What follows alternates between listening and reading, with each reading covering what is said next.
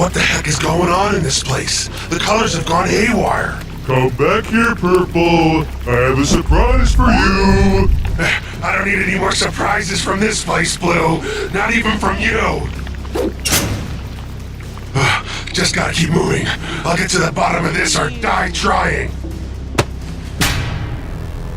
Let go of me, Red. Wait, Red?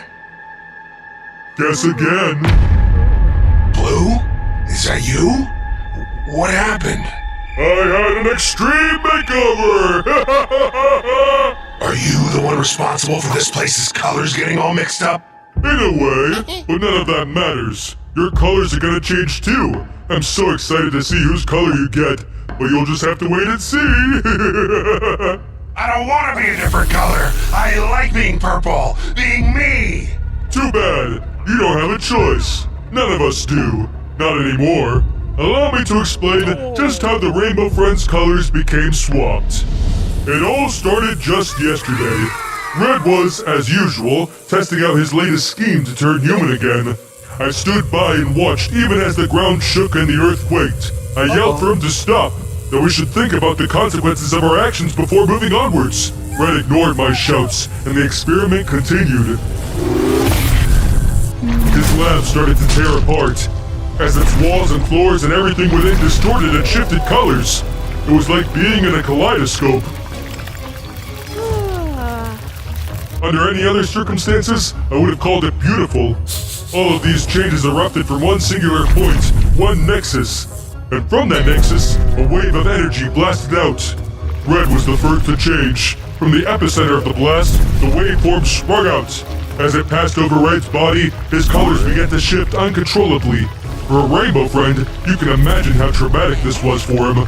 I could only watch in horror as he reached his arms out at me in a desperate attempt towards freedom.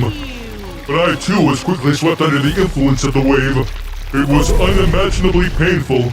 Losing my color, gaining it back, going through every spectrum of the rainbow along the way. It was like I was losing my identity, the very core of my being. The wave permeated the entire facility, covering every inch, except, I suppose, deep down below in the sewers, which explains why you escaped its effects.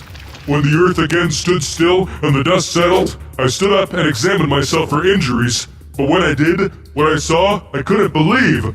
Gone was my deep blue color that I'd come to love, replaced by the striking and brilliant red.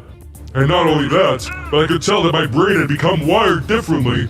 Suddenly, I wanted nothing more than to run experiments, to make the Rainbow Friends a huge success, and of course, to become human again.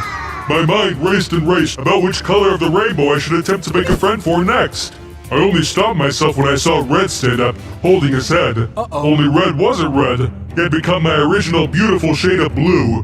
Which I understand is an insult to my former self, of course, but I've evolved past it. I felt sorry for Red and all the other Rainbow Friends, because I knew myself in that moment to be far superior, with the rest of you being nothing more than brutes.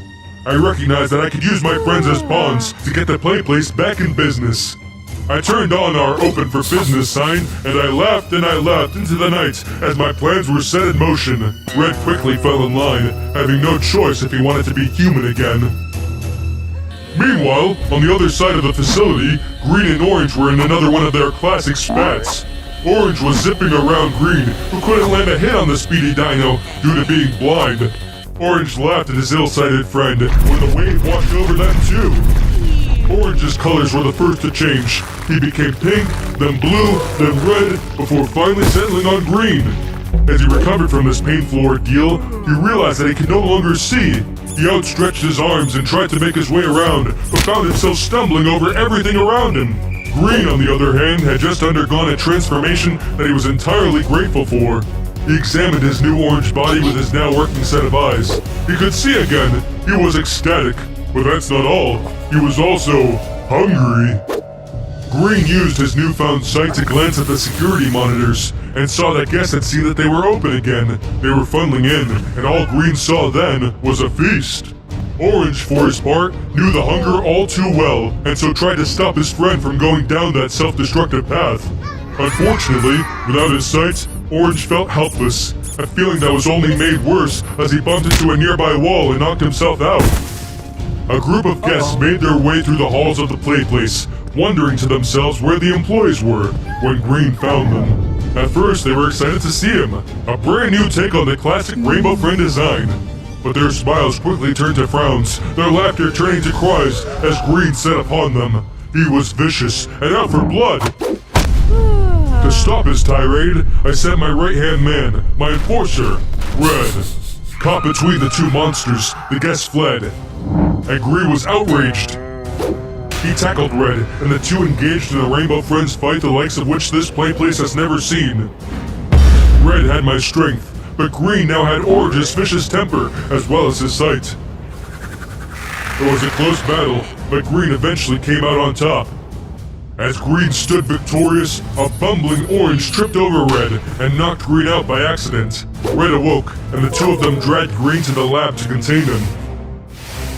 I helped the two to restrain Green, who at this point was absolutely freaking out, shouting about how hungry he was. Despite this, I was able to re-engage my plans, and soon, the playplace was once again full of happy guests. It was like back when it first opened. With money flowing in, surely I'd be able to use the funds to research new developments and make us all human again. Unfortunately, Green was not on board. From the lab, he mustered the strength to break free from his restraints. Enraged and unruly, he began to completely trash the lab. As a result of his destruction, once more the nexus point from the previous experiment sprung to life, and the color wave returned. The wave shut out through the facility, and once again us Rainbow Friends felt its effects. But we weren't the only ones. The guests too were changing colors, convulsing on the ground in pain. As for us, we became feral, as Green had, and started chasing after the mutating guests, sending them running for their lives. I still don't know exactly what became of them. I wonder if their families accepted them back in. Regardless, us Rainbow Friends soon passed out. When the event was over, I alone woke up and glanced at my friends. I retained the color of red, and with it, his drive, his cunning. And so, I got to work once more. I contained the remaining friends, their colors now twisted and shifting to no end. They're all now locked up in my lab. That's right, Blue's lab. I'm the new Red, and I'm in charge now. I've got them all, my Rainbow Friends, all of them except for you. Now, Blue, be reasonable. Can't you just let me go? Sounds like Red's not even in control anymore. You don't have to follow in his footsteps. You're right, I don't have to. I want to. You're just as much of a monster as he is. All right then, do your worst. With pleasure. What the? Another wave? Why? No! No! Ha! Take that! No! Phew! Me again. That was a close one. Sorry about that, Purple. Purple?